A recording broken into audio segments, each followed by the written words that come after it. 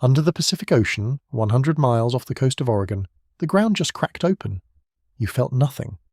But deep below the waves, plates the size of continents ground against each other, and the Earth shook hard enough to make scientists stop what they were doing. This was not one earthquake.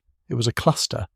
3 quakes in a single day, then 18 more off Washington before sunrise, then dozens more near a quiet town outside San Francisco. We're going to trace this chain of tremors from the ocean floor to your own neighborhood, and what scientists just discovered will change how you think about the ground beneath your feet. A hidden slab of rock that should not exist. 2 of the most dangerous faults on Earth, possibly linked like dominoes. A tsunami from 326 years ago that raced across the entire Pacific Ocean and hit Japan without warning. If you're enjoying this journey into the restless Earth beneath the West Coast, hit like and subscribe. It genuinely helps this channel grow. Because what comes next reaches into a buried world that scientists have only just learned how to hear. Brace yourselves. The ground is talking, and it's time we listened. 100 miles off the southern coast of Oregon, the ocean floor snapped. It happened on a Thursday, in a stretch of water most people will never see. A magnitude 5.7 earthquake tore through the seafloor near a place called Pistol River, and it did not travel alone.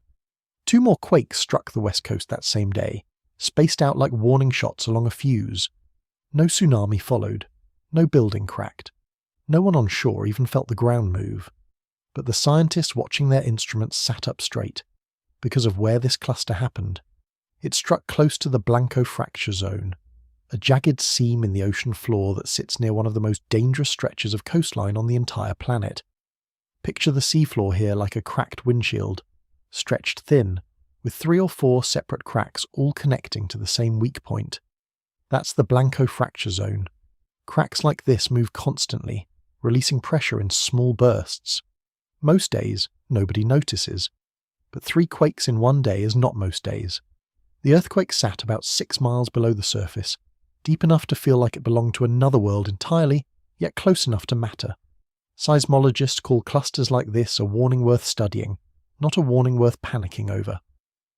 There is a real difference, an understanding that difference will matter more with every chapter that follows. Here's the twist that got scientists talking. This fracture zone lies just off the edge of a much larger, much more dangerous system, one capable of producing an earthquake 9 times more powerful or worse than anything in modern American history. 3 moderate quakes near a monster like that will always draw attention, the same way 3 tremors near a sleeping giant would make anyone nervous, even if the giant never opens its eyes. Emergency officials confirmed there was no immediate threat. That part is settled fact. What remains an open question is whether small clusters like this one are connected to something building underneath, slowly, across years and decades, invisible to anyone standing on a beach in Oregon. Think about the last time you felt your phone buzz with 3 notifications in a row back to back to back. You'd check it immediately, right? The ocean floor just did the same thing, and scientists are the ones checking their phones. This single day of shaking would have stayed a small headline, forgotten in a week, if it hadn't happened while researchers were already tracking something bigger. Something building 400 miles away, near a sleepy suburb outside San Francisco, where the ground had already started shaking for weeks, and something even stranger, discovered just months earlier, buried far beneath Northern California, that would force scientists to rewrite what they thought they knew about the plate boundary itself. The Blanco fracture zone was only the opening scene. Farther north, along the coast of Washington, a much stranger swarm was about to begin, and this one would strike in the middle of the night, 18 times over, before a single person woke up to see it coming. Midnight, off the coast of Washington state. While most people slept, the ocean floor began to shake, and it did not stop. Over the course of 9 hours, at least 18 separate earthquakes tore through a stretch of seafloor 250 miles from shore. The strongest hit magnitude 4.2, roughly the same jolt as a large truck slamming into a parked car, except this truck was made of solid rock, and it slammed 18 times. Regional seismic networks caught every single one. Nobody on land felt so much as a wobble. The swarm stayed hidden beneath waves too deep and too far away for any coastal town to notice, and that distance is exactly why scientists breathed easier than the headlines suggested they should. Here's where the story could have gone wrong. A swarm of 18 quakes sounds like the opening scene of a disaster movie. But location changes everything.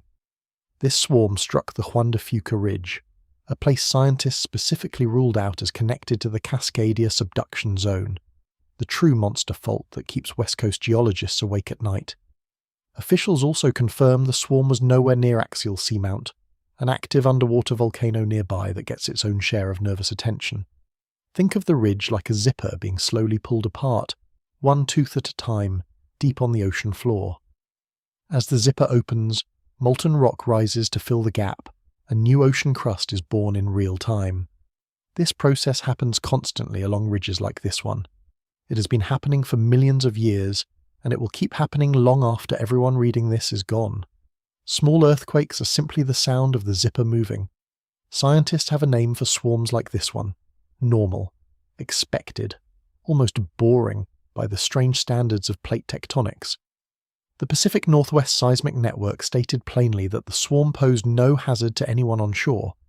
That sentence should have ended the story completely, except it didn't end the story, because two things happened almost at once. First, this swarm arrived just weeks after the Blanco Fracture Zone cluster to the south, adding another data point to a season that suddenly felt busier than usual. Second, and more importantly, this 18-quake swarm forced scientists to sharpen a tool they would need constantly for the rest of this investigation: the ability to tell the difference between an earthquake that means nothing and an earthquake that means everything. That skill, reading the difference between noise and signal, would get tested again and again as the West Coast kept shaking through the spring. Because the ridge swarm, as harmless as it turned out to be, sat only a few hundred miles from a fault system that has never once behaved the way scientists expected. And just south of that ridge, in the exact spot where three tectonic plates crashed together at once, something far stranger than 18 small earthquakes was quietly waiting to be discovered. 2 miles beneath the surface of the Pacific, the seafloor is being born right now, in real time, while you listen to this sentence. The Juan de Fuca Ridge stretches for hundreds of miles like a seam running down the back of a jacket, and along that seam, the Earth is constantly pulling itself apart. This is not destruction. This is construction, happening in one of the strangest factories on the planet. Picture two massive puzzle pieces sliding away from each other, incredibly slowly, about the same speed your fingernails grow. As they separate, a gap opens beneath 2 miles of freezing, crushing ocean water. Molten rock rises up from deep inside the Earth to fill that gap immediately, because nature does not tolerate empty space for long. The moment that molten rock touches seawater, it hardens into brand new ocean crust, cooling almost instantly into black volcanic rock. This happens along ridges like this one across the entire planet, stitching together roughly 40,000 miles of underwater mountain chains, longer than the distance around the entire Earth at the equator. Most of it stays completely hidden from human eyes. Every time that crust cracks or shifts during this process, it sends out a small earthquake. That's what caused the 18-quake swarm off Washington. Nothing sinister, nothing building toward disaster, just the ordinary, ongoing sound of the planet manufacturing its own skin. Here's the part that surprises most people. Scientists estimate that spreading ridges like this one produce more earthquakes, in raw numbers, than any other geologic feature on Earth. Thousands of small tremors happen along ridges every single year, and almost nobody hears about a single one of them, because almost none of them matter to anyone standing on dry land. So why does this ridge deserve its own chapter in a story about danger? Because understanding what a harmless swarm looks like is the only way to recognize a dangerous one when it finally arrives. Think of it like learning the normal hum of your refrigerator, so that the day it makes a strange new sound, you notice immediately. The Juan de Fuca Ridge sits close enough to the Cascadia subduction zone that news of any swarm nearby instantly triggers concern, even when scientists know the two systems behave completely differently. One builds new crust through gentle separation. The other stores centuries of crushing pressure, waiting to release it all at once. Confusing the two would be like confusing a campfire with a wildfire, because they're both technically fire. But scientists were about to discover something that blurred that clean separation in a way nobody expected. Because south of this ridge, at the exact point where the Juan de Fuca plate, the Pacific plate, and the North American plate all crashed together, researchers using brand new listening technology had just found something that shouldn't exist at all, a broken piece of ocean floor, torn loose from its parent plate, sinking into the earth on its own private path. And that discovery would change how scientists read every single tremor still to come. Not every earthquake means the same thing, and mixing them up can be a costly mistake. Imagine two phones buzzing on a table at the exact same moment. One is a text from a friend asking about dinner plans. The other is an emergency alert. Both make the same sound. Both demand your attention for a split second. But only one of them actually matters, and figuring out which one requires more than just hearing the buzz. Seismologists face this exact problem every single day, except the stakes are measured in human lives instead of missed dinner plans. When an earthquake strikes, monitoring stations instantly record its size, its depth, and its precise location. That data gets compared against decades of historical patterns within seconds. Most quakes get sorted, filed, and forgotten within minutes because they match a pattern scientists have seen 1,000 times before. But some quakes refuse to fit the pattern, and those are the ones that keep researchers up at night. Depth matters enormously here. A shallow earthquake near a spreading ridge, like the swarm off Washington, releases energy in a completely different way than a deep earthquake locked inside a subduction zone. Location matters just as much. A cluster near the Blanco fracture zone tells a different story than the exact same cluster would tell if it struck 20 miles closer to the main Cascadia fault line. Then there's frequency, the pattern of quakes over time. A single moderate earthquake usually means very little on its own. A rapid sequence, especially one that grows stronger over hours or days instead of fading away, sends up a completely different flag. Scientists call this a foreshock sequence, and it's one of the few patterns that genuinely worries them, because history has shown that sometimes, though rarely, small quakes are the opening notes of something much larger. Here's the trust signal worth remembering for the rest of this journey. Every earthquake mentioned so far, the Blanco cluster, the Washington swarm, has been confirmed by scientists as normal background activity. Nothing so far points toward an imminent major event. That is settled, verified fact, not guesswork. What remains genuinely uncertain, and what keeps this story moving forward, is something much bigger.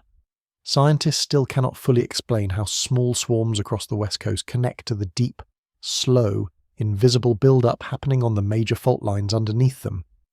Some researchers believe these surface swarms are meaningless noise. Others believe they're the first whispers of pressure escaping from a system that's been building for centuries. Nobody currently knows which side is right, and that gap in knowledge is exactly why this region gets studied more closely than almost anywhere else on Earth. Because underneath all these small, mostly harmless swarms sits something that has terrified geologists for decades. A fault line so massive it barely fits inside human imagination. A fault that hasn't ruptured since the year 1700, and when it finally does, the warning signs might look exactly like the swarms you just heard about. 700 miles of coastline from Northern California all the way up into Canada sits directly on top of the most dangerous earthquake fault in North America. It's called the Cascadia subduction zone, and unlike the ridges and fracture zones from earlier chapters, this fault does not gently pull apart. It grinds, locks, and stores pressure, the way a rubber band stretches tighter and tighter the longer you hold it before letting go. Here's how it works. Off the coast of the Pacific Northwest, an entire tectonic plate called the Juan de Fuca Plate is slowly diving underneath the much larger North American plate, sliding downward into the Earth's mantle like a conveyor belt heading into darkness. This process, called subduction, happens at roughly the same speed your fingernails grow, so slowly that nobody standing on a beach would ever notice it happening beneath their feet. But the two plates don't slide smoothly. They lock together, jammed by friction, refusing to budge for centuries at a time. During that lock, the North American plate gets dragged downward and compressed, storing enormous amounts of energy, exactly like that stretched rubber band. Eventually, the friction fails. The plates lurch free all at once, releasing centuries of stored energy in a matter of minutes. Scientists believe this fault is capable of producing an earthquake near magnitude 9, among the most powerful earthquakes possible on planet Earth. For comparison, that's roughly 1,000 times stronger than the magnitude 6 earthquakes that already cause serious damage in cities like San Francisco. Here's the number that should stop you cold. The last time this fault ruptured, it dropped an entire stretch of coastline several feet in a matter of minutes and sent a wall of ocean water racing across the entire Pacific. This is confirmed, documented history, not speculation. Native oral traditions along the Pacific Northwest coast describe a night of violent shaking followed by flooding that destroyed entire villages. Half a world away, in Japan, records from the same era describe a mysterious tsunami that struck without any earthquake being felt locally at all. A phenomenon so strange the Japanese called it an orphan tsunami, because it seemed to have no parent earthquake. Modern scientists eventually solved that 400-year-old mystery. They matched the timing precisely to a single date, January 26, 1700, and connected it directly back to a colossal rupture along the Cascadia coastline. That single piece of detective work proves something chilling. This fault does not just threaten the west coast of the United States, its reach extends across an entire ocean. Since that night 326 years ago, the fault has stayed locked and silent, slowly rebuilding pressure with every passing year. Scientists have spent decades trying to answer one question above all others. When this pressure finally releases again, will there be any warning at all, or will it strike the same way it struck last time, without mercy and without notice? January 26, 1700. On the coast of Japan, villagers watched something impossible happen. Ocean water rose without warning, flooding rice paddies and washing away homes, even though nobody in Japan had felt so much as a tremor beforehand. No earthquake, no warning shake, just a wall of water arriving out of nowhere, as if the ocean itself had turned against them for no reason at all. For centuries, nobody could explain it.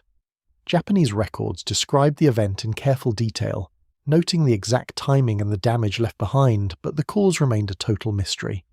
Scientists eventually gave this strange event a name, the orphan tsunami, a wave with no earthquake parent, at least none that anyone in Japan could point to. The answer was sitting 7,000 miles away, buried in the sediment along the Pacific Northwest coast the entire time. Researchers studying tree rings, buried marshland, and native oral histories along Oregon and Washington slowly pieced together an entirely different story. That same night, an earthquake near magnitude 9 ruptured the Cascadia subduction zone, dropping the coastline downward in a matter of minutes and sending a massive tsunami racing out into the open Pacific.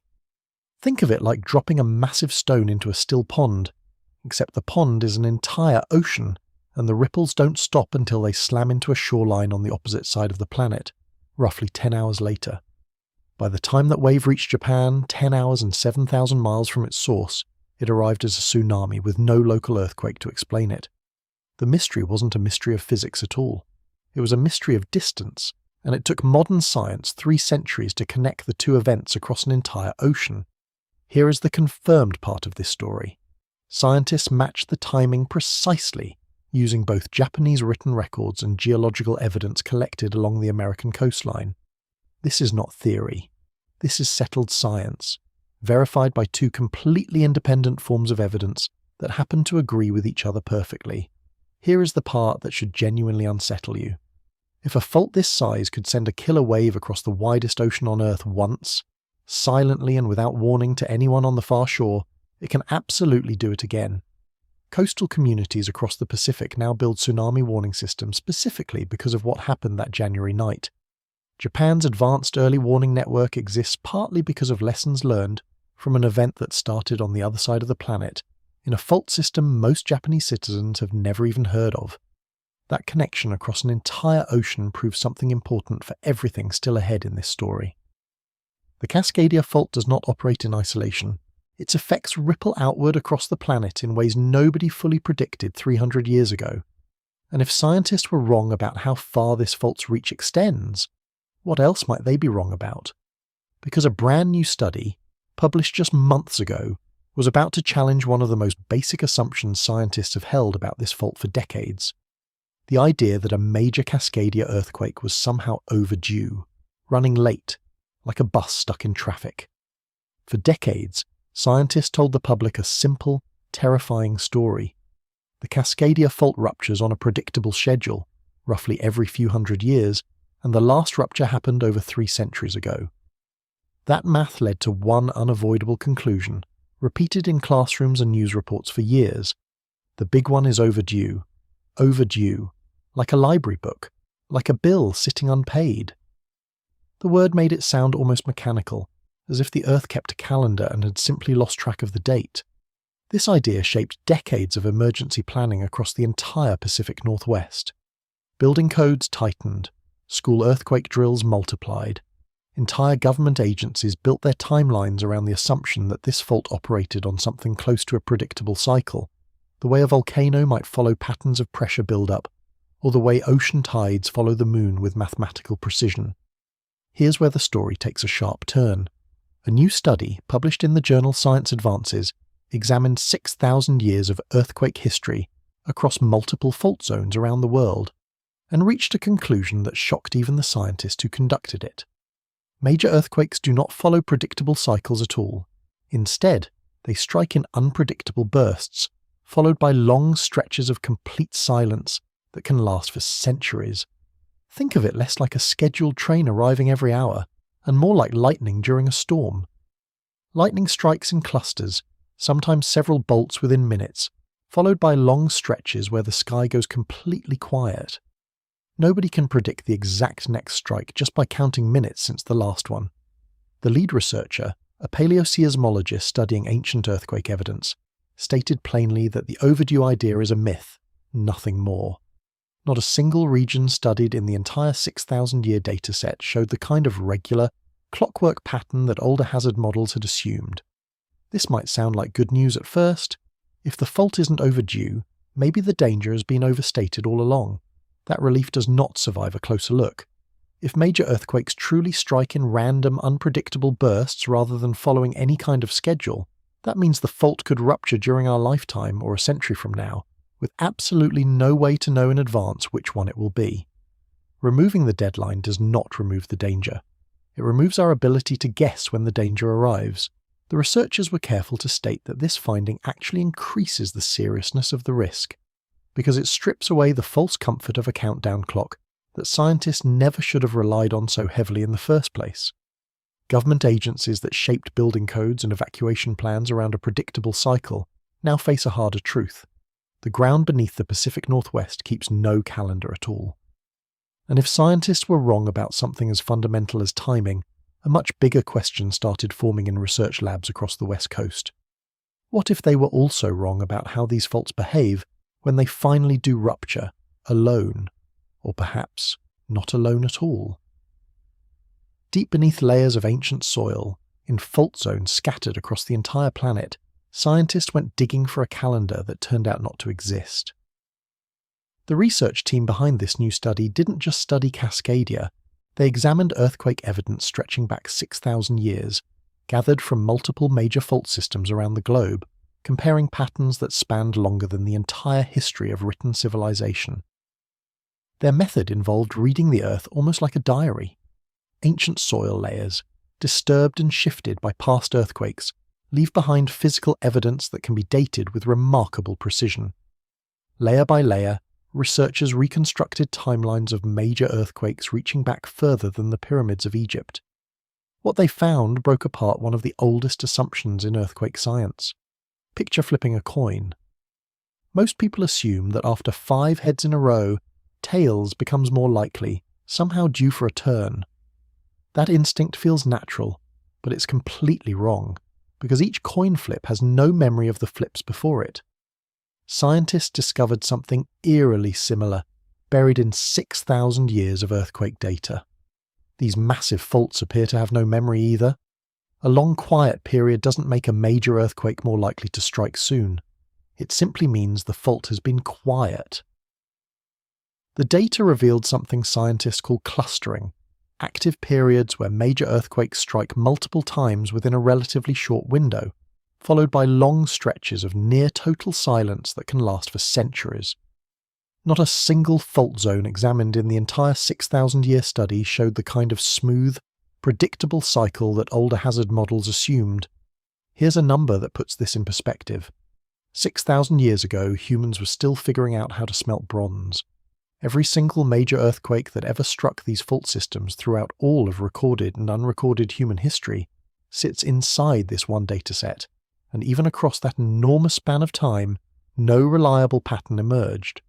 This substantially increases how seriously agencies need to take seismic risk, according to the researchers, because the models shaping government policy, building codes, and disaster funding across earthquake zones worldwide relied heavily on the assumption of predictable cycles that this study proves do not exist. Major earthquakes are just as random and unpredictable as smaller ones, the lead researcher explained, which sounds almost impossible to accept at first. How can something capable of levelling entire cities behave with the same randomness as a minor tremor barely felt by anyone? But randomness does not mean rare, and it certainly does not mean safe. It means the fault beneath the Pacific Northwest could remain silent for another century, or it could rupture before this video finishes uploading to the internet, and neither outcome would violate any pattern found across 6,000 years of geologic history. That uncertainty alone should be unsettling enough. But researchers studying this exact region were about to discover something even stranger. Hundreds of miles south, at the point where Cascadia's southern edge collides with an entirely different fault system, one that runs directly beneath millions of people in California. 400 miles south of the Cascadia Fault, an entirely different monster runs straight through California, and millions of people live directly on top of it without a second thought. The San Andreas Fault stretches roughly 750 miles, cutting through the state like a scar traced along a map, from the Salton Sea near the Mexican border all the way up past San Francisco. Unlike Cascadia, this fault does not involve one plate sliding underneath another. Instead, two massive plates, the Pacific Plate and the North American Plate, grind sideways past each other, like two enormous conveyor belts moving in opposite directions along the exact same track. This sideways grinding motion caused the catastrophic 1906 San Francisco earthquake, one of the most destructive earthquakes in American history, an event still studied by every geologist working on the West Coast today. Here's a comparison that makes the scale click. If you drove the entire length of the San Andreas Fault at highway speed, it would take you longer than driving from New York City to Chicago, and most of the way back again. That's how much California sits directly on top of a single, continuous crack in the Earth's crust. For decades, scientists study Cascadia and the San Andreas as two completely separate systems, each dangerous in its own right, but operating independently of one another. Different plates, different mechanics, different histories, different timelines. Two solo monsters, not a pair working together. That separation felt logical. It also turned out to be dangerously incomplete. Both fault systems happen to meet at one very specific location on the map, a place scientists call the Mendocino Triple Junction, off the coast of Humboldt County in Northern California. This is the exact spot where three of the Earth's tectonic plates collide simultaneously, a geological intersection unlike almost anywhere else on the planet. Think of the Mendocino Triple Junction like the exact center of three highways merging into one impossibly complicated interchange, except instead of cars, you have entire continental plates crashing together under unimaginable pressure. For years, most scientists assumed that whatever happened at this chaotic junction stayed contained there, and that a major Cascadia earthquake would have little direct effect on the San Andreas Fault running south of it, or the other way around. New evidence would soon prove that assumption wrong, using a technique straight out of a detective story. Scientists drilling deep into ancient ocean sediment, searching for a signature buried in layers of mud that had been sitting undisturbed for thousands of years, waiting for someone to finally ask the right question. What they found at the bottom of the ocean would connect these two supposedly separate monsters in a way nobody expected, and it would force emergency planners across 4 major cities to completely rethink what a single Big One earthquake might actually mean. 3,000 feet below the surface of the Pacific Ocean, a research ship lowered drilling equipment straight down toward the seafloor, aiming for something most people would never think twice about: mud. This wasn't ordinary mud. Buried beneath the ocean floor near the meeting point of Cascadia and the San Andreas Fault sat layers of sediment, representing over 3,000 years of undisturbed geologic history. A diary written not in ink, but in sand, silt, and clay. Here's how this diary gets written in the first place.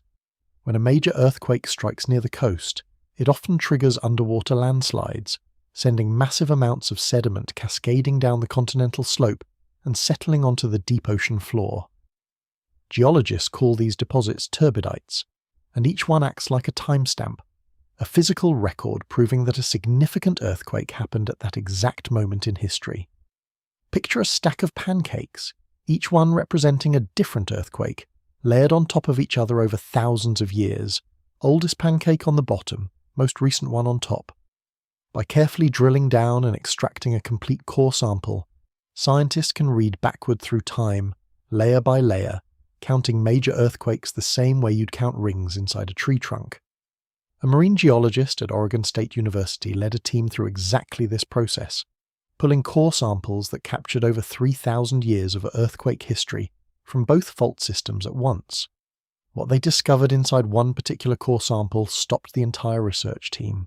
Normal turbidite layers show a predictable pattern. Coarse, heavy sand settles first at the bottom, followed by finer, lighter silt near the top, because heavier particles always sink faster through water. But one specific layer showed the exact opposite pattern, completely reversed. Fine silt on the bottom, coarse sand stacked directly on top of it. That reversal made no sense under normal conditions.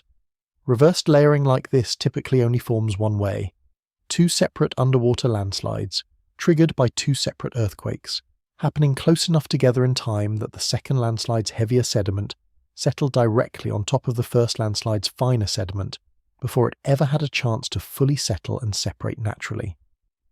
Researchers dated this strange reversed layer using radiocarbon analysis, then compared it against additional core samples collected from multiple sites, both north and south of the Mendocino Triple Junction. The pattern held consistent across every single sample. This single reversed layer of ancient mud, sitting undisturbed on the ocean floor for thousands of years, was quietly holding physical proof that something happened along this coastline that scientists had never confirmed before. Two of the most dangerous fault systems in North America appeared to have ruptured together, closely spaced in time, not as two unrelated disasters, but as a connected sequence. Scientists gave this strange formation a name, and what they discovered next about exactly how close together in time these two earthquakes struck would turn a fascinating geological mystery into one of the most urgent emergency planning problems on the entire West Coast. Scientists needed a name for the strange reversed mud layer, and what they chose to call it says everything about what they found. A doublet, a pair, two earthquakes captured inside a single geologic signature, fused together in time. This wasn't a one-time fluke buried in a single core sample. Researchers expanded their search, pulling additional sediment cores from sites scattered across the ocean floor, both north and south of the Mendocino Triple Junction, where Cascadia meets the San Andreas Fault. Doublets kept appearing again and again, each one telling the exact same story. Two separate fault systems rupturing close together in time, not once, but repeatedly throughout thousands of years of geologic history. The research team, led by the same Oregon State University marine geologist, identified three separate instances across the last 1,500 years where evidence strongly suggested that Cascadia and the San Andreas Fault ruptured within minutes or hours of each other. Minutes or hours, not centuries apart, not even years apart. Close enough in time that anyone living through it would have experienced both earthquakes as part of the very same catastrophic event. Think about the difference between one wave crashing onto a beach and two enormous waves crashing back to back, so close together that the beach never gets a chance to recover between hits. That's the difference between a single major earthquake and what these doublets appear to represent. Here's a comparison that captures the danger. A single Cascadia earthquake alone could level entire coastal towns and trigger evacuations across 4 states. Emergency response teams have modelled this scenario for years, building disaster plans specifically designed around that single event. But a doublet, two catastrophic earthquakes striking within hours of each other along two completely different fault lines, was never part of that plan. The lead researcher explained that scientists have spent years picturing Cascadia as one single, enormous catastrophe. This new evidence proves that reality could be significantly more complicated and potentially far more devastating than the worst-case scenario emergency planners had already prepared for. This discovery matters because it directly threatens what disaster response actually looks like in the real world. A single major earthquake already stretches emergency resources to their absolute limit within one state.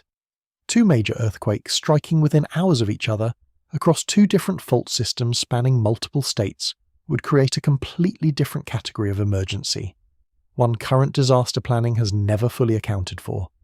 Researchers were careful about what they could confirm and what remained genuinely uncertain. The timing connection between these doublets appears solid, verified through multiple independent core samples collected from different locations. What remains an open scientific question is exactly how and why one fault triggers the other so quickly, a mechanism scientists are still working to fully understand. But one detail from this same sediment record revealed something even more surprising. Not every past earthquake fit the doublet pattern. One specific catastrophic quake stood completely alone in the geologic record, and figuring out why would reveal something crucial about which parts of this two-fault system are more dangerous than others. Every pattern eventually meets an exception, and this one arrived wearing a name every Californian already knows: 1906. The catastrophic San Francisco earthquake of 1906 killed thousands of people and burned much of the city to the ground, remaining one of the most devastating earthquakes in American history. When researchers went searching through their sediment cores for evidence of this specific event, they expected to find another doublet, matching the pattern uncovered everywhere else along the coastline. They found something different instead. The 1906 earthquake appeared in the sediment record as a solo event, caused exclusively by movement along the northern San Andreas Fault, with no matching Cascadia rupture happening alongside it. A geologist reviewing the new study, someone who wasn't part of the original research team, confirmed this detail publicly. It's entirely possible for these two fault systems to produce earthquakes completely independent of each other, sometimes years apart, sometimes with no connection whatsoever. This might sound like it weakens the entire doublet discovery. It actually strengthens it considerably. Think about a weather forecaster who says a storm system sometimes triggers tornadoes, but not always. That kind of honest, careful claim sounds far more credible than someone claiming a storm always triggers a tornado every single time, no exceptions. Real natural systems rarely behave with perfect mechanical consistency, and scientists trust patterns more when they include documented exceptions rather than suspiciously flawless correlations. The same outside geologist added an important clarification: for anyone hoping this discovery means disaster is imminent, even if these two fault systems truly are synchronized in some deeper sense, the actual time interval between connected earthquakes could still stretch across decades, not always the tight minutes or hours seen in the confirmed doublets. More research is still needed to fully understand exactly how one earthquake triggers the other, and how often that triggering mechanism actually fires. Here's the trust signal worth holding on to through the rest of this story. The doublets themselves are confirmed, physical evidence, verified through multiple independent sediment cores collected from different locations along the coast. The 1906 solo event is equally confirmed, a clear exception preserved in the same geologic record. What remains genuinely theoretical is the underlying mechanism, the invisible trigger connecting one fault to the other during a doublet event, still being investigated by researchers today. So the full picture now stood something like this. Two of the most dangerous fault systems in North America, sometimes rupturing independently, sometimes rupturing together within hours, with no reliable way yet to predict which scenario would happen next. That uncertainty alone would already keep any geologist awake at night. But the lead researcher on this study had one more detail to share. A comparison so unsettling it completely reframed how emergency planners across the entire West Coast needed to think about the worst-case scenario they'd been preparing for all along. For years, the Cascadia earthquake held a very specific reputation among scientists and emergency planners alike. The absolute worst-case scenario, the single most catastrophic natural disaster the West Coast could possibly face. The lead researcher behind the doublet discovery delivered a line that flipped that entire assumption on its head. People are used to hearing about the big one, Cascadia, as this one catastrophic, enormous event, he explained. It turns out that isn't the worst-case scenario after all. Sit with that for a second. Scientists spent decades preparing for what they believed was the single most devastating possibility. New evidence now suggests something worse could be sitting directly behind it. Here's what that actually means in practical terms. If Cascadia ruptures alone, producing a magnitude 9 earthquake along 700 miles of coastline, the damage would already overwhelm every emergency response system currently in place. The researcher stated plainly that a single earthquake on either of these faults alone would draw down disaster response resources from the entire country just to manage it. Now picture the doublet scenario instead. Cascadia ruptures first. Within hours, sometimes even minutes, the San Andreas fault ruptures as well, triggered by the first event through a mechanism scientists are still working to fully understand. If both faults went off together, the same researcher explained, San Francisco, Portland, Seattle, and Vancouver could all find themselves in a state of emergency simultaneously, compressed into an impossibly short window of time. 4 major metropolitan areas, millions of people, all facing catastrophic damage within the same few hours, all competing for the exact same limited pool of emergency resources, rescue teams, hospital beds, and disaster relief funding. Think about how national disaster response actually works. When a single major hurricane strikes one region, resources from across the entire country typically flow toward that one affected area. Now imagine 4 separate hurricanes striking 4 different major cities on the exact same day. There simply isn't a version of the current emergency response system built to handle that kind of simultaneous, multi-city catastrophe. This is where the story shifts from fascinating geology into something that touches millions of real lives directly. Emergency planners who spent years building response strategies around a single Cascadia rupture now have to seriously grapple with a double disaster scenario, one capable of overwhelming not just local resources, but the entire nation's disaster response capacity all at once. The research team was careful to note that this doublet scenario remains one possibility among several, not a guaranteed outcome. But probability alone doesn't erase risk. It only changes how seriously that risk needs to be taken by the people responsible for protecting millions of lives along this coastline. And this newly discovered danger wasn't the last surprise waiting in the sediment. Because just months after this doublet study made headlines, an entirely different research team, working with a completely different set of tools, uncovered something buried beneath Northern California that would make scientists question whether they truly understood the shape of these fault lines at all. Most earthquakes announce themselves. You feel the ground shake, or at the very least a seismometer nearby records a clear, obvious signal. But some earthquakes are so small, so faint, that traditional equipment barely notices them at all, whispers instead of shouts.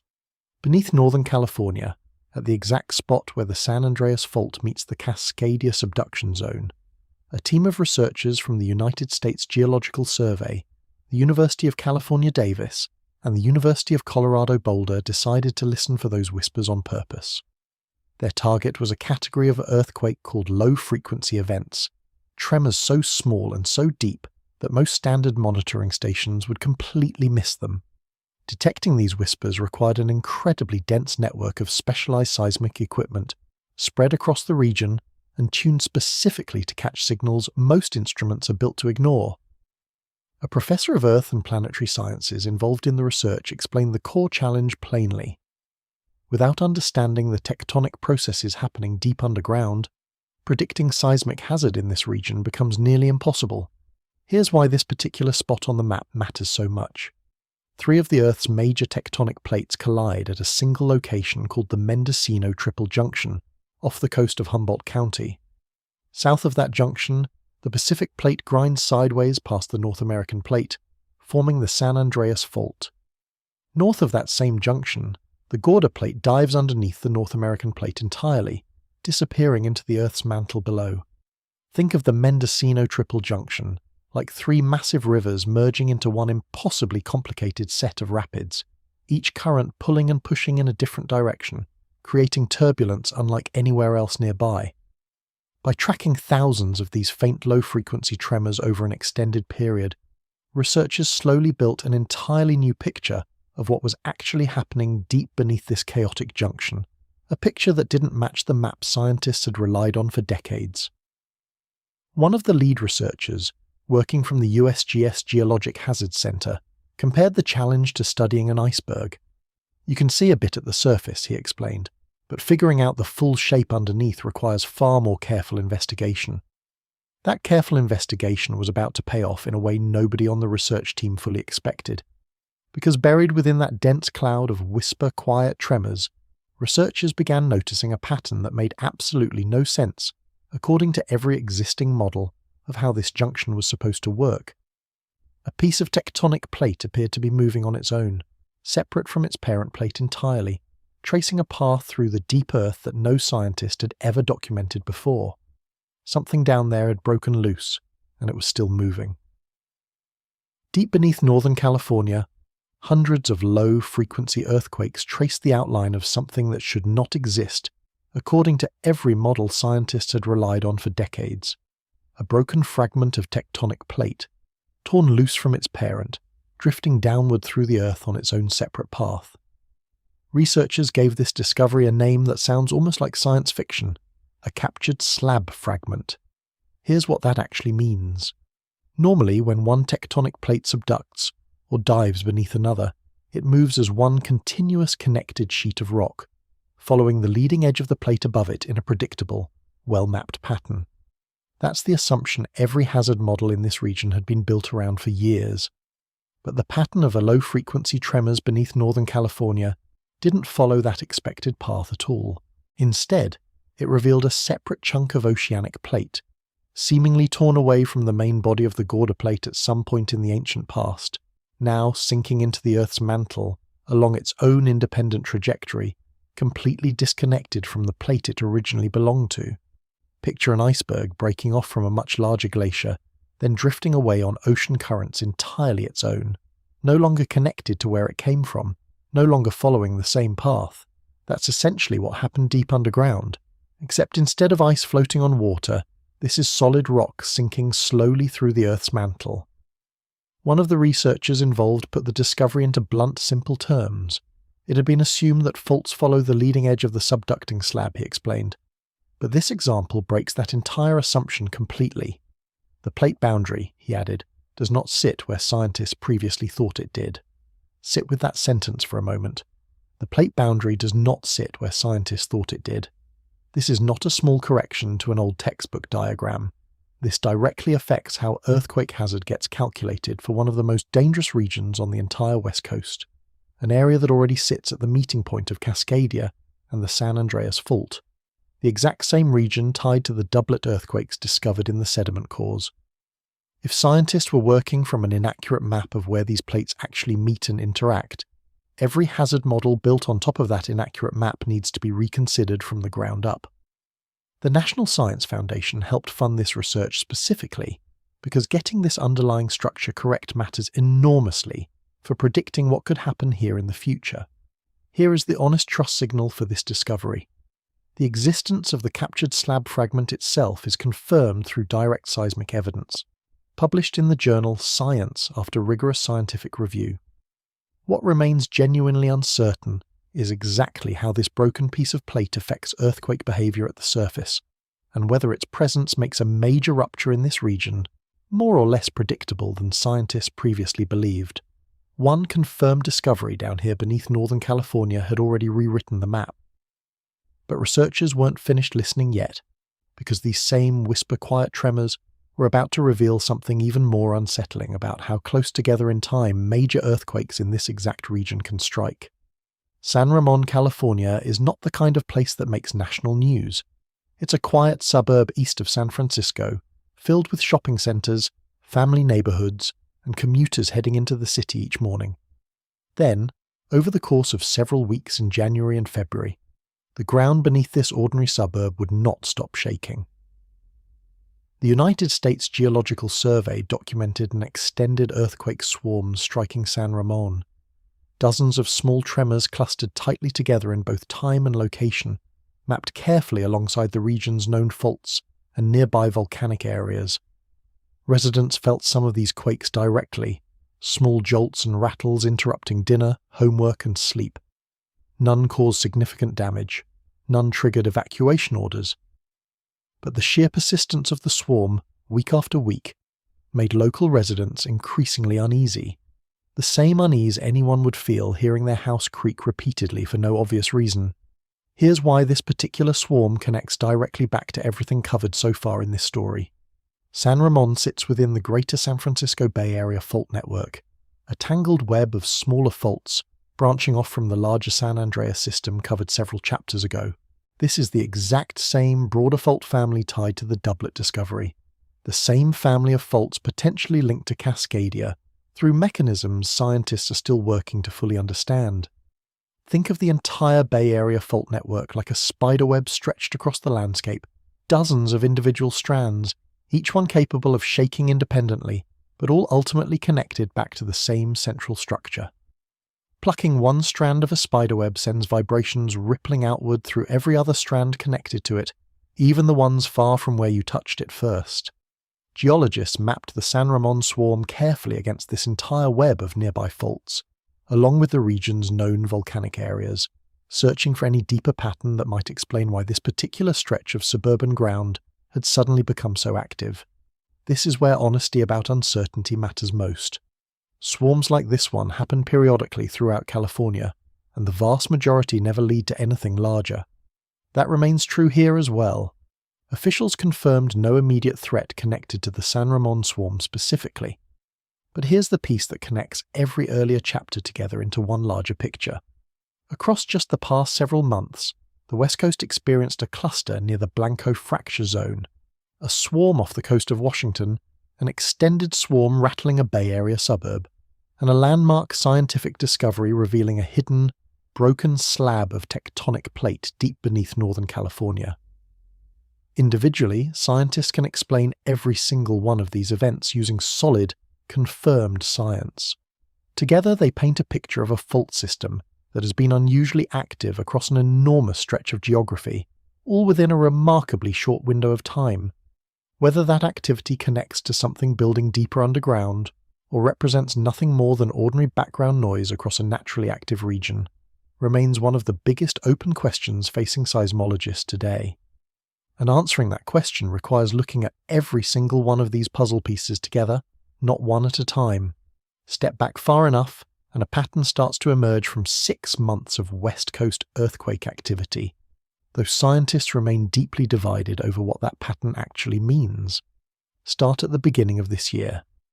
In January, researchers published groundbreaking evidence of a hidden captured slab fragment beneath Northern California, forcing a complete rewrite of how the plate boundary near the Mendocino Triple Junction actually looks. That same month, an extended earthquake swarm struck San Ramon, rattling a quiet Bay Area suburb for weeks. By April, 18 earthquakes shook the seafloor off Washington state overnight. By May, a landmark study revealed that Cascadia and the San Andreas Fault may be capable of rupturing together within hours of each other, based on physical evidence buried in ocean sediment. By June, 3 earthquakes struck near the Blanco fracture zone in a single day. Laid out together like this, the timeline looks almost too coordinated to be coincidence. 6 months, multiple fault systems, multiple discoveries, each one revealing a West Coast earthquake landscape more complex and more interconnected than scientists previously understood. Here's where careful, honest science has to resist an appealing but potentially misleading conclusion. Think about flipping through 6 months of your own phone's weather app. Some months bring more thunderstorms than others, clustered together for reasons related to broader weather patterns, while other months stay unusually calm. A busy storm season doesn't necessarily mean the climate itself has fundamentally changed. Sometimes active periods are simply active periods, part of the normal range of variation nature always produces. The West Coast experiences earthquakes constantly, every single day, most too small to ever make headlines. Whether this particular 6-month stretch represents a genuinely unusual spike in activity, or simply falls within the normal range of variation across such an enormous, naturally active region, remains a question actively debated among seismologists today. What is not up for debate, however, is this. Every single discovery covered in this chain of events revealed something scientists did not previously know. The captured slab fragment revealed the plate boundary sites in the wrong place on existing maps. The doublet study revealed 2 major faults may be far more connected than anyone assumed. The overdue myth study revealed that earthquake timing is far less predictable than decades of public messaging suggested. None of these discoveries individually proves that a major earthquake is coming soon. Combined, they prove something arguably more important. The West Coast earthquake system is more complicated, more interconnected, and more difficult to fully predict than scientists believed just 2 years ago. That growing complexity is exactly why emergency planners across 4 major cities have started taking these findings seriously, translating fresh scientific discoveries directly into updated building codes, evacuation plans, and public safety strategies. Because understanding a threat this complex requires more than watching individual earthquakes happen one at a time. It requires understanding how an entire coastline breathes, shifts, and occasionally shudders as one enormous connected system. And what emergency planners have started building in response to these discoveries reveals just how seriously this new picture is being taken at the highest levels of government. A scientific discovery means very little until someone turns it into action. Somewhere in an office building in Salem, Oregon or Sacramento, California, planners have been doing exactly that, translating stacks of research papers into evacuation routes, staffing plans, and stockpiles of emergency supplies. Emergency management does not wait for absolute certainty. It cannot afford to. Waiting for scientists to fully agree on every mechanism connecting Cascadia and the San Andreas Fault could take another decade of research, and a major earthquake does not wait politely for that agreement to happen first. So planners work with probability instead of certainty, the same way you might grab an umbrella after checking a forecast that says a 60% chance of rain, without knowing for certain a storm will actually hit. Here's how the doublet discovery specifically changes disaster planning in practical terms. For years, emergency response models across Oregon, Washington, and California were built almost entirely around a single scenario: one massive Cascadia earthquake, followed by a coordinated national relief effort focused on one stretch of coastline. That plan assumed resources like hospital beds, rescue teams, and emergency generators could be pulled from unaffected states nearby and rushed toward the disaster zone.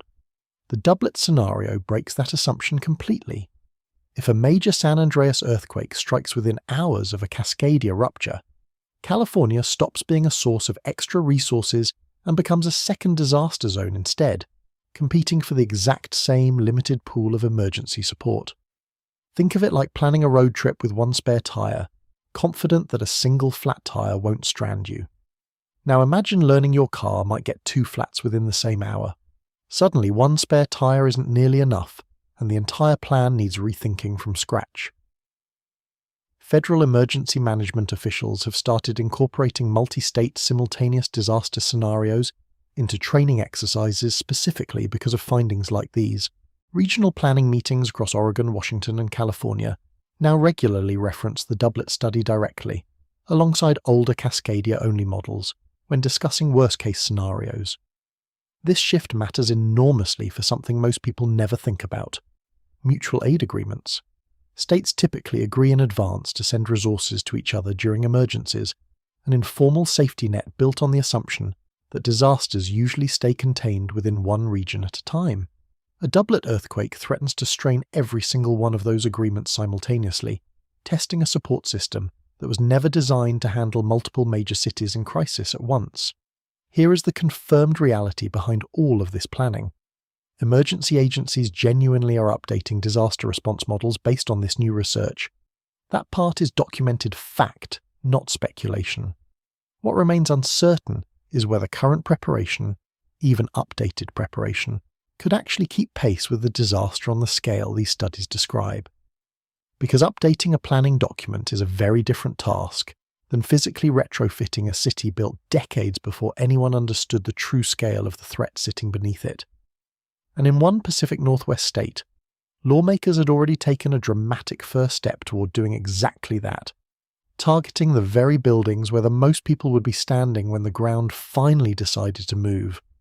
A crane lifts steel beams against the Salem, Oregon skyline, part of a massive renovation project wrapping the state capitol building in reinforced seismic protection.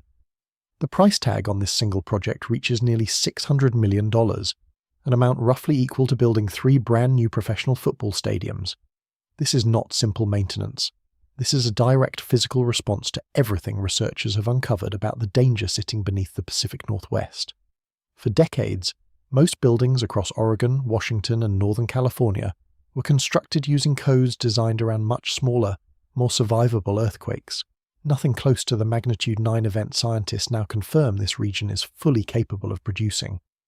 Retrofitting older buildings to survive that level of shaking requires reinforcing foundations, adding flexible joints that can bend without collapsing, and sometimes completely rebuilding a structure's internal skeleton from the ground up. Oregon's governor signed an executive order specifically directing new safety standards for tall buildings, requiring any structure over 10,000 feet in height to meet updated seismic guidelines. Think about that requirement in context. 10,000 feet stacked vertically is nearly 2 miles of combined building height, roughly equivalent to 7 Empire State Buildings placed end to end. Here's why height matters so much in earthquake engineering. Taller buildings sway more dramatically during a major earthquake, similar to how a tall tree bends further in strong wind than a short bush growing right beside it. A skyscraper built without modern seismic reinforcement can develop dangerous swaying patterns during a magnitude 9 earthquake, sometimes severe enough to cause structural failure even in buildings that survive smaller, more moderate quakes without any damage at all. This push towards stronger building codes did not happen randomly. It followed directly from the accumulating research covered throughout this entire story, from the captured slab fragment discovery to the doublet earthquake study, to growing recognition that the region's earthquake risk had been significantly underestimated for years. Retrofitting an entire region's infrastructure costs enormous amounts of money and takes years, sometimes decades, to complete fully. Every state government weighing these investments faces the same difficult question. How do you justify spending hundreds of millions of dollars preparing for a disaster that could strike next year, or might not strike again for another 2 centuries? The new research on unpredictable earthquake timing actually makes this decision more urgent, not less. Since scientists can no longer promise decades of advance warning before a major rupture, waiting for more certainty before investing in stronger buildings has become a significantly riskier gamble than it seemed just a few years ago. Here's the confirmed reality worth remembering. Oregon's capital retrofit project is real, funded, and actively under construction right now. This isn't a hypothetical response to a hypothetical threat. It's hundreds of millions of dollars in concrete and steel being poured and welded specifically because scientists changed how seriously this region needs to take the ground shifting beneath it. But building codes only protect people already inside strengthened buildings when disaster strikes. Millions of people across 4 states still live and work in structures built decades before anyone understood this new picture, and understanding exactly what those people would experience in the opening seconds of a major rupture reveals just how narrow that window for protection truly is. Picture yourself standing in a grocery store parking lot on an ordinary afternoon, holding a bag of groceries, thinking about nothing more urgent than what to make for dinner. Then the ground beneath your feet starts to move, and it does not stop. Seismologists have carefully mapped out what the opening seconds of a major Cascadia earthquake would actually feel like for someone standing on the surface, based on both historical records and detailed physical modelling of how the fault is expected to rupture. The first sensation would likely be a low, rolling motion, gentle at first, almost like standing on a boat rocking in calm water. Within a few seconds, that gentle rolling would sharpen into violent side-to-side shaking, strong enough to knock most people off their feet entirely, strong enough to make standing upright nearly impossible without holding onto something solid. This initial shaking phase is expected to last far longer than any earthquake most Americans have ever personally experienced.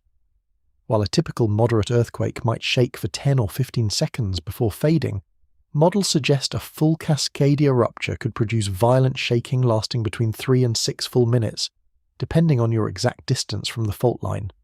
Think about how long 6 minutes actually feels. That's roughly the time it takes to walk from one end of a large shopping mall to the other. Now imagine spending that entire walk unable to stand, unable to control your own balance, while everything around you, shelves, light fixtures, entire buildings, shakes violently the whole time. Here's a comparison that captures the scale difference. The earthquake swarms covered earlier in this story, off Washington and near the Blanco fracture zone, lasted mere seconds each, individual jolts barely noticeable even to sensitive instruments far offshore. A full Cascadia rupture would deliver continuous violent shaking for roughly 20 to 30 times longer than those swarms combined, all within a single unbroken event. During those first minutes, coastal areas would face an additional deadly threat racing toward them simultaneously. Because the earthquake itself would generate the tsunami discussed several chapters ago, residents along the immediate coastline would have only minutes, in some cases less than 15 minutes, to reach higher ground before dangerous waves arrived. Unlike distant tsunamis that provide hours of warning time through modern detection networks, this tsunami's source would sit directly offshore, eliminating almost the entire cushion of warning time people typically rely on. This is the confirmed, physically modelled reality behind everything discussed throughout this entire investigation. Scientists have run these models repeatedly, cross-checking them against historical evidence from past Cascadia ruptures and similar subduction zone earthquakes around the world. What remains genuinely uncertain is exactly when this scenario will unfold, a question this story has already proven cannot be answered through timing patterns alone.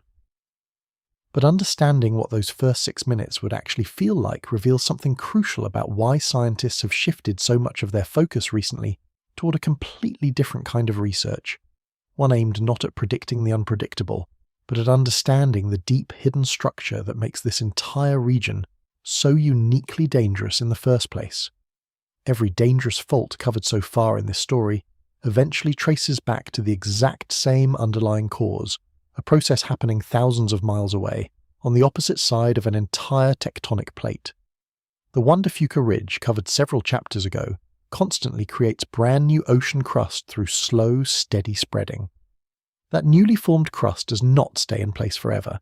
It gets pushed steadily eastward, toward the coast of North America, over millions of years, like a conveyor belt that never stops running. Eventually, that same crust reaches the coastline and collides directly with the much larger North American plate.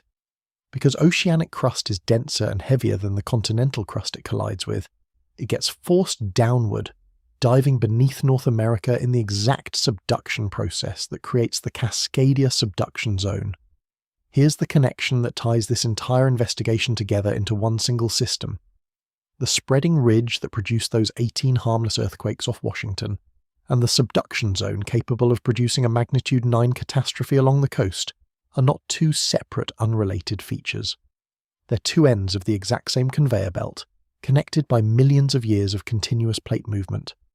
Think of it like a long escalator stretching between two floors of a building. New crust steps onto the escalator at the ridge, rides steadily across the ocean floor for millions of years, then reaches the bottom floor and gets forced downward into the earth at the subduction zone. Everything happening along this entire system connects back to the same continuous ongoing process. This connection explains something that might otherwise seem like coincidence throughout this story. Activity near the spreading ridge and activity near the subduction zone aren't unrelated events happening to occupy the same general region by chance. They're different expressions of the exact same underlying tectonic system, constantly in motion, constantly under pressure, constantly shifting in ways that ripple across the entire structure. Scientists studying the captured slab fragment beneath Northern California believe that broken piece originated somewhere along this exact same conveyor belt, torn loose at some point during its long journey from ridge to subduction zone, then left drifting on its own separate path deep underground. Here's the confirmed science behind this entire system. The process of seafloor spreading, subduction, and eventual earthquake generation represents one of the most thoroughly documented processes in all of modern geology, verified through decades of direct measurement, satellite tracking, and physical sampling of the ocean floor itself. What remains uncertain is how small disturbances at one end of this massive system might eventually influence activity at the other end, an entire tectonic plate away. Scientists don't yet fully understand every connection running through this deep hidden machinery. But understanding this single connected system reveals something important about the true scale of what's happening beneath the West Coast. This isn't a story about isolated earthquake swarms happening in random, disconnected locations. It's a story about one enormous, continuously moving system, thousands of miles across, quietly working beneath an entire coastline and the next discovery about that system would reveal something even more unsettling about how far its influence truly reaches. Most earthquake swarms fade away quietly, forgotten within days, but a small handful, throughout recorded history, did something different entirely. They built. And when a swarm builds instead of fading, the outcome can become genuinely catastrophic. Scientists studying earthquake swarms worldwide have identified specific warning signs that separate an ordinary, harmless swarm from one worth watching closely. The most important signal involves direction. A typical swarm, like the harmless activity documented off Washington earlier in this story, stays roughly the same strength throughout its entire duration, individual quakes fluctuating randomly without any clear overall trend. A genuinely concerning swarm behaves differently. Instead of random fluctuation, the earthquakes gradually intensify over time, each new quake slightly stronger than the ones before it, building towards something rather than simply repeating. Think of the difference between rain tapping randomly against a window during a passing shower, compared to rain that steadily grows heavier and heavier, minute after minute clearly building toward a genuine storm. Both start out sounding similar. Only one of them keeps intensifying. Here's why this distinction matters so much for everything covered throughout this investigation. Every single swarm discussed so far, the Blanco Fracture Zone cluster, the Washington Ridge swarm, the San Ramon suburb activity, followed the harmless pattern. Random fluctuation, no clear overall intensification, confirmed by seismologists as background activity, nothing more. That distinction genuinely matters, and it's worth repeating clearly. Nothing described in this entire story so far has shown the specific warning pattern that concerns seismologists most. But understanding what that dangerous pattern actually looks like matters enormously for the future, because it's the single clearest tool scientists currently have for distinguishing routine tectonic noise from a genuine early warning sign. Monitoring networks across the entire Pacific Northwest track this intensification pattern constantly, watching for it around the clock every single day, using instruments sensitive enough to catch tremors far too faint for any human being to feel directly. A geophysicist explained why this monitoring work matters so urgently. Without understanding the deep tectonic processes driving these patterns, predicting seismic hazard accurately becomes nearly impossible. That's precisely why the captured slab fragment discovery and the broader picture of this region's hidden underground structure matters so much for improving these monitoring systems going forward. Here's the honest, complete picture at this point in the story. Scientists possess real, working tools for identifying dangerous earthquake patterns when they emerge. Those same tools have not identified anything dangerous happening anywhere along the West Coast throughout this entire 6-month stretch of activity covered in this investigation. That should genuinely offer some real reassurance. But it comes with one final crucial catch that connects directly back to the unpredictability research covered several chapters ago. Even the most reliable warning patterns scientists currently understand cannot promise advance notice before every single major earthquake. Some ruptures, based on the historical record, simply strike without any detectable warning swarm building beforehand at all.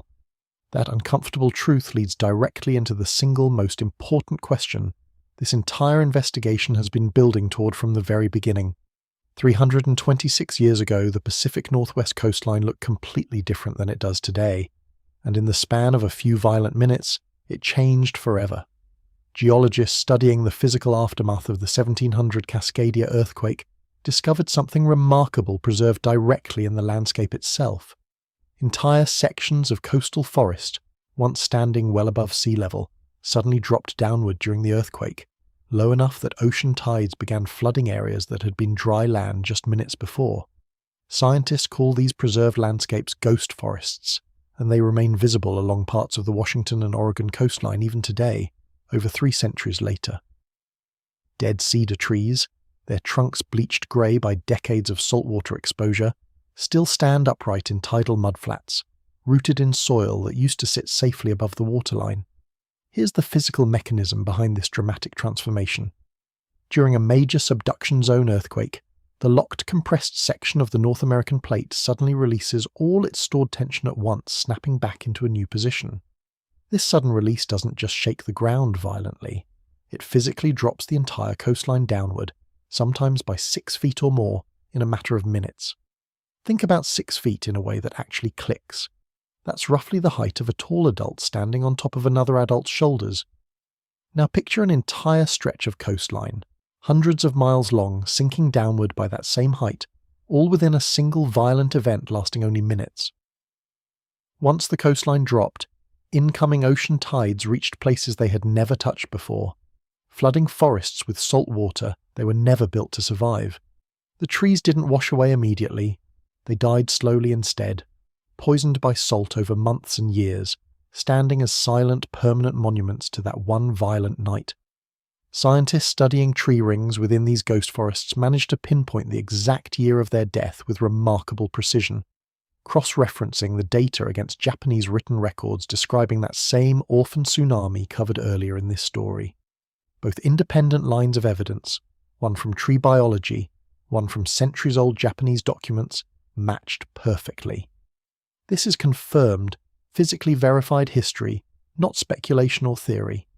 You can travel to specific locations along the Washington and Oregon coastline today and see these preserved ghost forests firsthand, standing exactly where the 1700 earthquake left them. Here's why this matters for everything else covered throughout this investigation. The next major Cascadia rupture will very likely reshape the coastline in a similarly dramatic way, dropping land elevation, flooding areas currently considered safely inland, and creating new ghost forests that won't fully reveal their story for decades or centuries afterward. Millions of people currently live and work in areas that sit only a few feet above sea level along this coastline today. Understanding exactly how much of that land could disappear beneath rising tides during the next major rupture reveals something that emergency planners have started taking far more seriously than most residents currently realize. 15 minutes. That's roughly the entire window of time coastal residents along parts of Oregon and Washington would have to reach higher ground after a major Cascadia earthquake begins, before the first tsunami waves start arriving on shore. 15 minutes is barely enough time to finish watching a single television show episode. It's the same amount of time many people spend waiting in a drive-through line for lunch. For coastal residents facing this exact scenario, it would be the only window separating life from a catastrophic wall of incoming ocean water. Here's why this timeline is so drastically shorter than tsunamis most Americans have seen covered in the news before.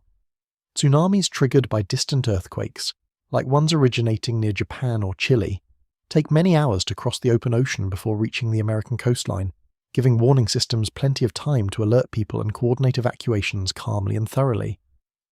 A Cascadia-generated tsunami offers no such luxury. Because the earthquake itself happens directly offshore, extremely close to the coastline it threatens, the resulting tsunami waves have only a short distance left to travel before making landfall.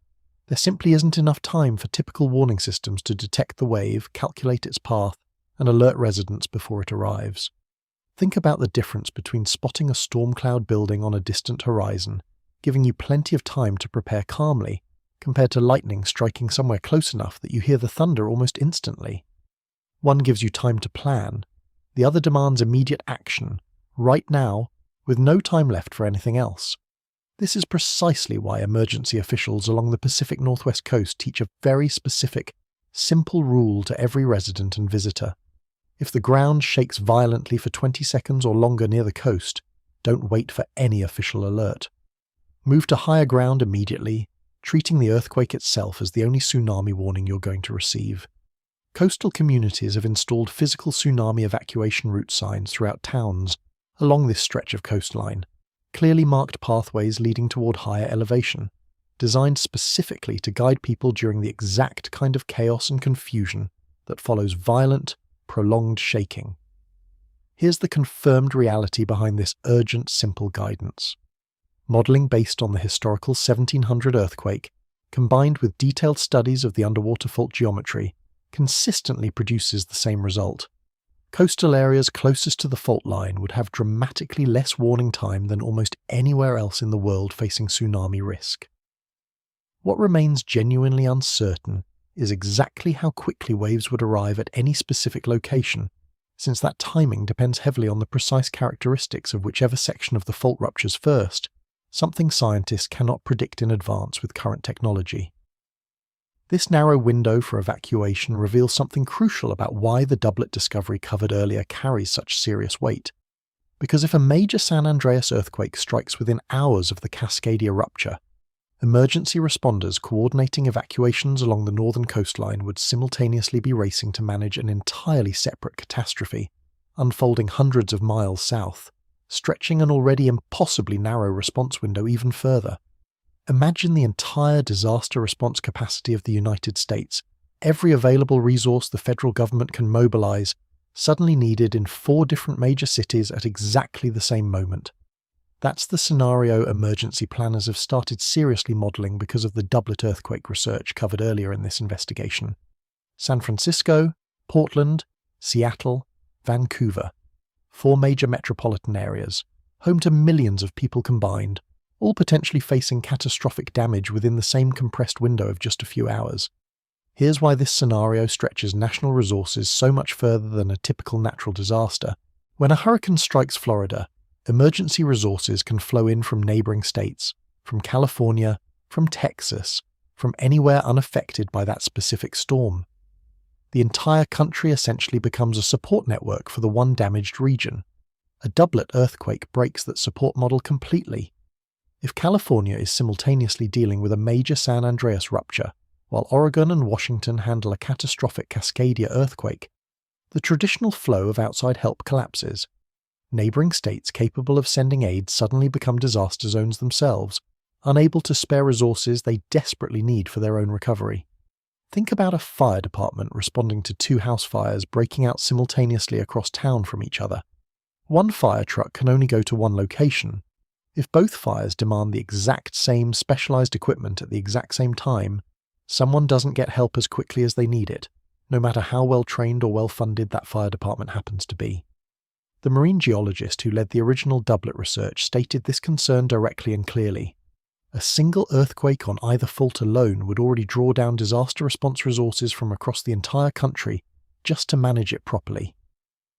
A doublet event multiplies that strain dramatically, spreading an already massive response requirement across multiple simultaneous disaster zones instead of just one.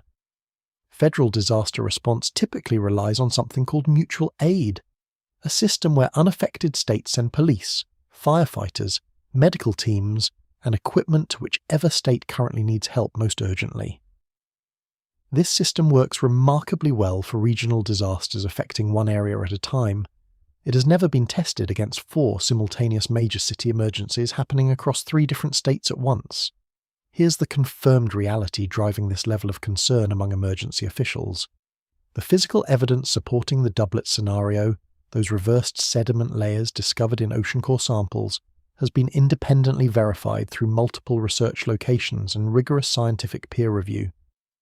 What remains uncertain is exactly how often this doublet scenario actually occurs, since researchers identified only 3 confirmed instances across 1,500 years of geologic history, a rate too rare to predict with any real precision using current science. Rare does not mean impossible, and emergency planners have learned through decades of hard experience that the disasters causing the most damage are almost always the ones nobody planned thoroughly enough for in advance. That lesson connects directly to one final uncomfortable truth. This entire investigation keeps circling back toward a truth that ties every single discovery covered so far into one unavoidable conclusion.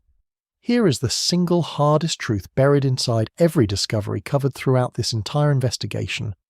Nobody can tell you when this earthquake will happen. Not next year, not next decade, not even within the next century, with any real confidence. That uncertainty isn't a gap in current scientific knowledge that better instruments will eventually fix. It's a fundamental, permanent feature of how these massive fault systems actually behave, confirmed through 6,000 years of carefully studied geologic history covered earlier in this story. The United States Geological Survey states plainly and repeatedly that earthquake prediction remains impossible using any currently available scientific method. No one can predict the exact time or place of any earthquake. Full stop, no exceptions, regardless of how much data scientists gather or how sophisticated their monitoring equipment becomes. Here's why that statement carries so much more weight after everything covered throughout this investigation. Combine 6,000 years of unpredictable clustered earthquake timing with newly discovered doublet earthquakes capable of striking two fault systems within hours of each other, with a hidden, broken slab fragment revealing that scientists don't even fully understand the underlying structure of these faults yet. Stack all three of those discoveries together, and a genuinely uncomfortable picture emerges. This isn't simply a case of scientists knowing an earthquake is coming, but not knowing precisely which day.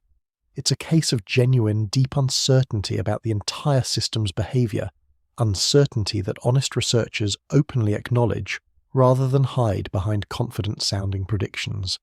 Think about the difference between not knowing exactly which day it will rain next month, compared to not knowing whether your entire understanding of how weather itself works is even accurate in the first place. The first kind of uncertainty is manageable, something you plan around. The second kind is far more unsettling, because it means your basic assumptions might need rebuilding from scratch. That's precisely where earthquake science along the West Coast currently stands. Researchers aren't simply missing a few final details before they can predict the next major Cascadia rupture with confidence. They're still actively discovering fundamental features of the system itself, features like captured slab fragments and cross-fault doublets that nobody even knew to look for until just the past year. Here's the confirmed reality worth holding on to. This deep uncertainty does not mean scientists know nothing useful. Building codes, evacuation routes, and monitoring networks all rely on solid, confirmed science, verified repeatedly through decades of careful research and physical evidence gathered directly from the Earth itself.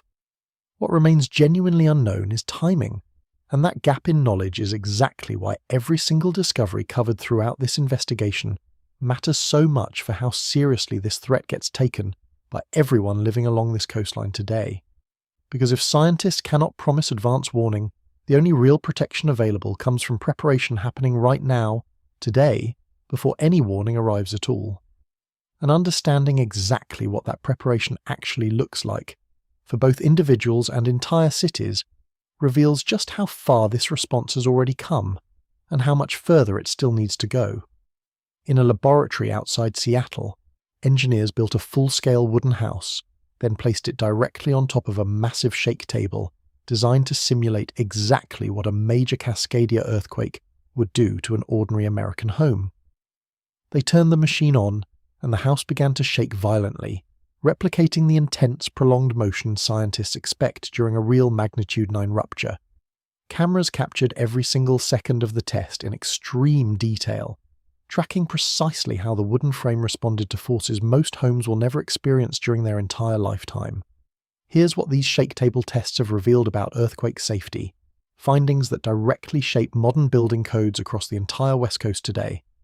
Rigid structures, buildings designed to resist movement completely without bending at all, often perform far worse during major earthquakes than structures specifically engineered to flex and absorb energy instead. Think about the difference between a stiff, unbending tree branch and a flexible one, both caught in the exact same powerful windstorm. The rigid branch might hold firm for a while, refusing to move at all, until the accumulated force finally snaps it completely in half.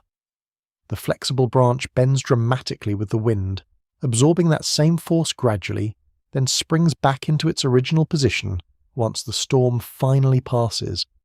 Modern earthquake engineering applies this exact same flexible principle directly to buildings. Base isolation systems, for example, place buildings on top of specialized flexible pads, essentially allowing the ground to shake violently underneath the structure, while the building itself remains comparatively stable and steady above it. Oregon's massive Capitol building retrofit project, covered several chapters ago, incorporates exactly this kind of advanced flexible engineering. Instead of simply reinforcing walls to resist movement completely, engineers are building specific flex points directly into the structure, points specifically designed to absorb and safely dissipate earthquake energy, rather than fighting against it directly. Here's a comparison that makes this engineering principle click immediately. Picture wearing a stiff cast on your arm compared to wearing a flexible knee brace. The rigid cast prevents all movement completely, useful for a broken bone that genuinely needs to stay perfectly still. The flexible brace allows controlled, safe movement instead, absorbing sudden impacts without breaking under that same pressure. buildings facing a magnitude 9 earthquake need to behave far more like that flexible knee brace, absorbing violent movements safely, rather than a rigid cast that could shatter catastrophically under prolonged extreme stress.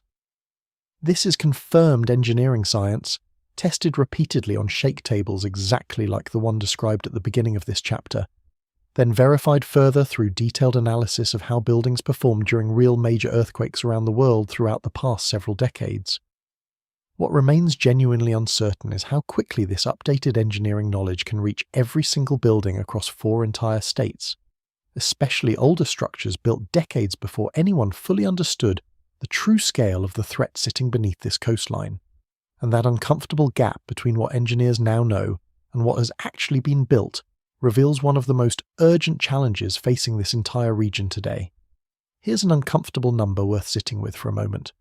Experts estimate that only a small fraction of buildings across the Pacific Northwest currently meet modern seismic safety standards, despite decades of accumulated scientific knowledge about exactly how dangerous this region's earthquake risk truly is.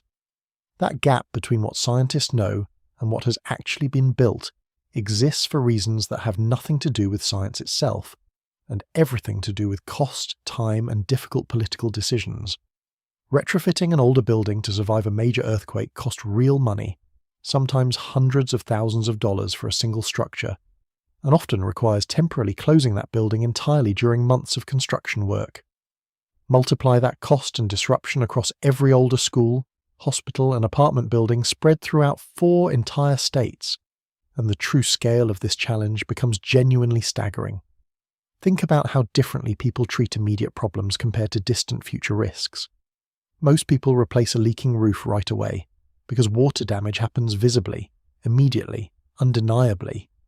Far fewer people prioritize earthquake retrofitting with that same urgency, because the danger remains invisible and uncertain, potentially decades away, easy to postpone in favor of more immediate, visible priorities competing for the exact same limited funding. This is precisely why the unpredictability research covered earlier in this investigation carries such serious real-world weight. If scientists could confidently promise an earthquake sometime within the next 10 years specifically, funding priorities across every level of government would likely shift dramatically and immediately in response. But genuine uncertainty, spanning anywhere from tomorrow to potentially centuries away, makes that same urgent case significantly harder to argue convincingly to budget committees working with genuinely limited resources.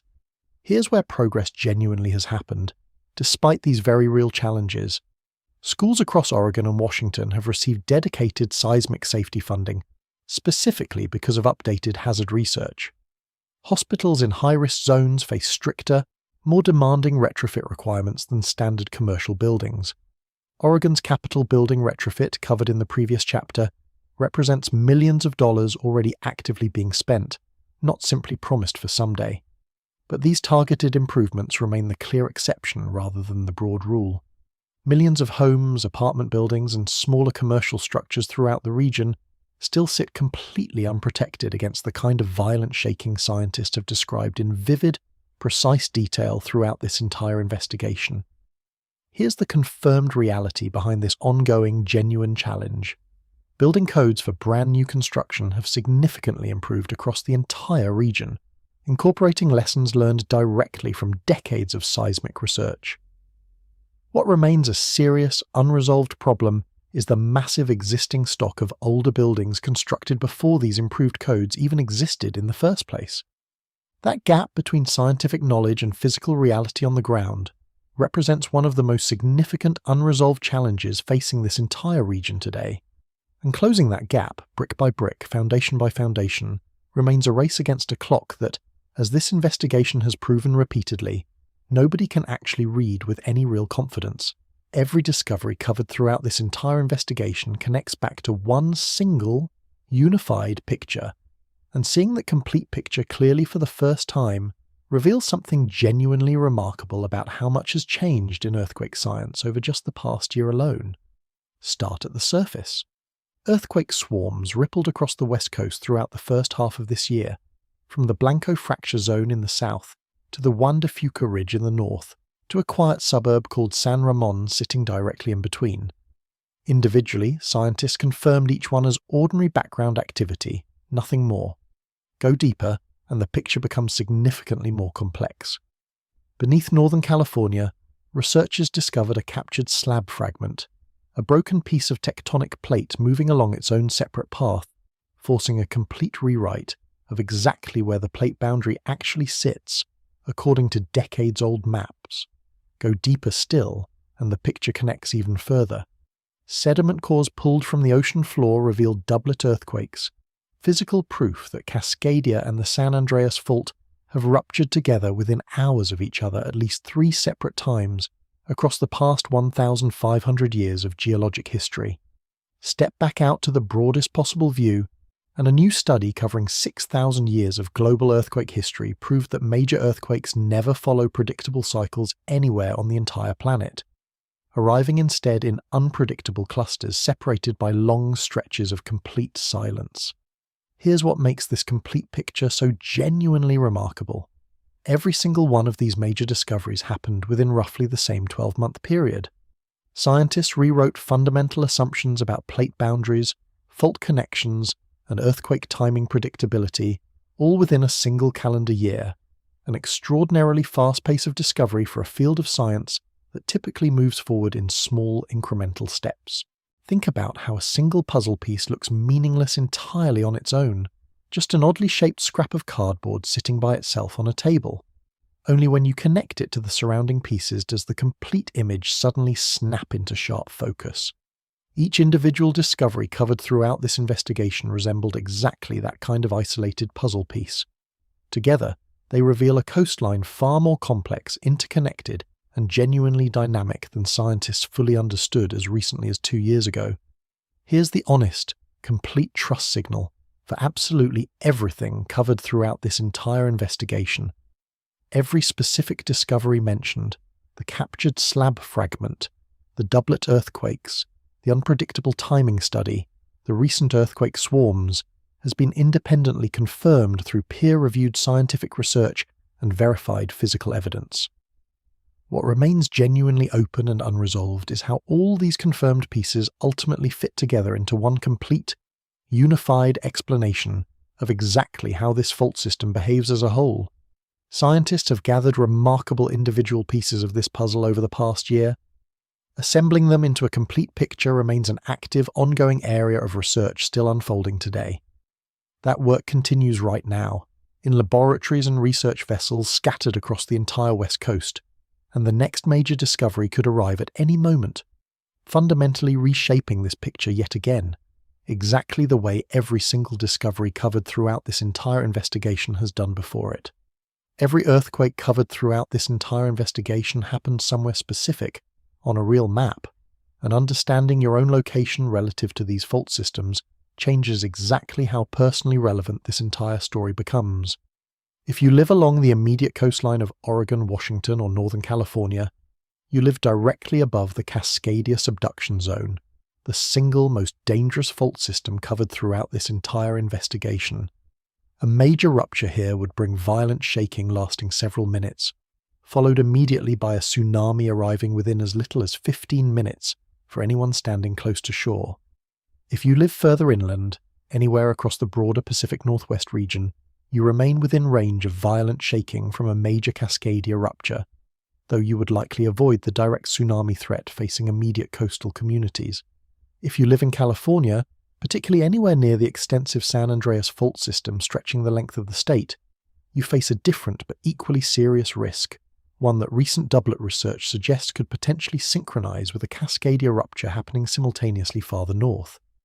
Think about how a single stone dropped into a still pond sends ripples outward in every single direction at once, growing weaker with distance, but never fully disappearing completely no matter how far they travel.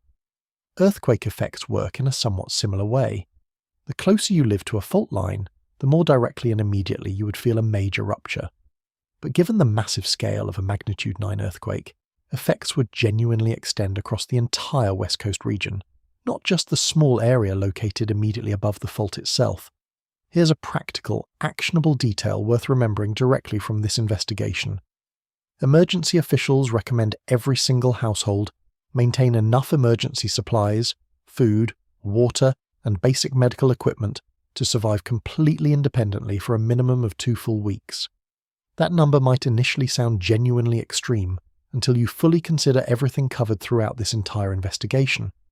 Roads could remain impassable for days following major damage.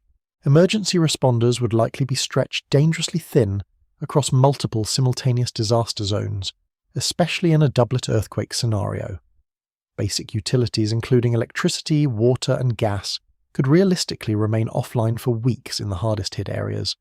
2 weeks represents the sobering, realistic gap between when a major earthquake actually strikes and when full-scale organised help can realistically arrive for absolutely everyone who desperately needs it. Here's the confirmed reality behind this specific 2-week recommendation. It comes directly from detailed disaster modelling conducted by regional emergency management agencies across Oregon, Washington, and California, based specifically on the historical 1700 earthquake combined with newer doublet research covered throughout this investigation. What remains genuinely within your own personal control, right now, today, is how prepared you personally choose to be for a threat that scientists have proven, repeatedly and consistently throughout this entire investigation, could not be predicted with any real confidence using any tool currently available to modern science. That brings this entire investigation to its single most uncomfortable, unavoidable conclusion, one that ties every single discovery covered throughout this story into one final sobering truth about the ground beneath an entire coastline. Here is the single truth connecting every discovery covered throughout this entire investigation into one complete, unified picture. The west coast of the United States sits directly on top of one of the most complex, interconnected, and genuinely unpredictable earthquake systems found anywhere on the entire planet. That complexity does not exist because scientists lack sufficient data. It exists because this specific region combines multiple dangerous features simultaneously in a way genuinely rare anywhere else on Earth. A massive subduction zone capable of producing magnitude 9 earthquakes. A separate strike-slip fault system capable of independently devastating an entire major city on its own. A hidden, broken slab fragment revealing that scientists still don't fully understand the underlying structure connecting these systems together.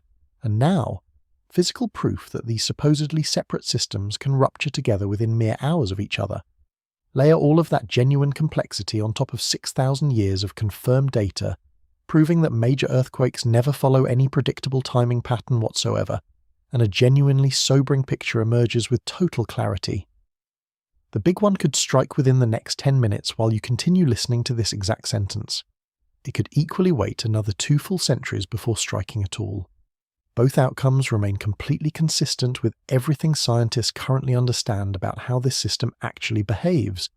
Think about standing at the edge of a genuinely vast ocean, staring out toward a horizon so distant you cannot see land anywhere in any direction. You know solid ground exists somewhere far out there, beyond your current sight. You simply cannot see it yet from where you currently stand. Earthquake timing along this coastline works in a remarkably similar way. Scientists know with total confidence that a major rupture will eventually happen. They simply cannot see far enough ahead in time to know exactly when it will finally arrive. Here's why this uncertainty should not translate directly into fear or paralysis. Every single piece of confirmed science covered throughout this entire investigation exists specifically to help people prepare more effectively, not to generate panic for its own sake. Stronger building codes, clearer, better marked evacuation routes, updated multi-state emergency response plans, 2-week household emergency supply kits. These concrete, practical responses exist precisely because scientists chose to confront genuine uncertainty honestly, rather than pretending false, comfortable certainty where none actually exists.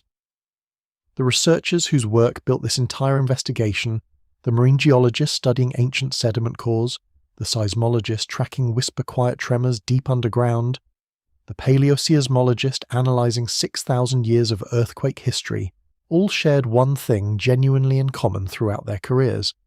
They chose to look directly and honestly at uncomfortable evidence that complicated simple, comfortable assumptions, rather than looking away from information that made the entire complex picture significantly harder to explain to the public. That fundamental willingness to embrace difficult, honest complexity rather than settling for reassuring simplicity, is precisely what allowed every single discovery covered throughout this entire investigation to happen in the first place. And it's exactly that same spirit of honest, careful investigation that will eventually reveal whatever comes next, whether that next discovery arrives next year or waits patiently for another full century before finally revealing itself. The ground beneath the West Coast is not silent, and it never truly has been. It hums constantly with the sound of new ocean crust being born along the Juan de Fuca Ridge. It occasionally rattles with harmless swarms near fracture zones and quiet suburban towns. It whispers through nearly undetectable tremors that took scientists decades to finally learn how to properly hear. This entire investigation began with 3 small earthquakes striking near the Blanco fracture zone on a single, otherwise ordinary Thursday. That single day of shaking connected directly to 18 quakes rattling the seafloor off Washington, to a captured slab fragment discovered deep beneath Northern California, to ancient doublet earthquakes preserved in ocean sediment, to a suburb outside San Francisco that would not stop shaking for weeks. Each individual piece, taken entirely on its own, might have seemed like nothing more than a minor, forgettable regional news story. Connected together, they reveal something genuinely remarkable. An entire coastline actively, continuously communicating its own hidden inner workings to anyone patient and careful enough to listen closely. Think about a doctor listening to a patient's heartbeat through a stethoscope. A single heartbeat reveals relatively little information on its own, but a doctor trained to listen carefully over time can detect subtle patterns, small irregularities, tiny warning signs invisible to anyone without that same specialized training and equipment. Seismologists perform an almost identical function for the entire West Coast, listening patiently and carefully for patterns most people would never notice in a single lifetime of casual observation. That patient, careful listening has already paid off dramatically over just this past year alone. Scientists rewrote fundamental assumptions about plate boundaries. They discovered physical proof connecting 2 of the most dangerous fault systems on the entire continent. They proved conclusively that earthquake timing follows no predictable pattern whatsoever, anywhere on the planet. Here's the confirmed reality that emerges from absolutely everything covered throughout this entire investigation. The tools scientists currently use to study this coastline, dense seismic monitoring networks, deep-sea sediment coring, advanced computer modeling techniques, continue improving dramatically with each passing year. Discoveries that would have remained completely invisible just 1 decade ago are now becoming clearly, reliably detectable using today's technology. What remains genuinely unknown is what these same improving tools will reveal next, and whether that next discovery will bring genuine reassurance, or add yet another unsettling layer of complexity onto an already remarkably intricate picture. But one thing has become undeniably clear throughout this entire investigation. The West Coast is not a passive, silent backdrop, simply waiting quietly for eventual disaster to strike without warning. It's an active, living, breathing system, constantly shifting, constantly worth studying closely, and constantly revealing new secrets to anyone patient enough to keep listening carefully.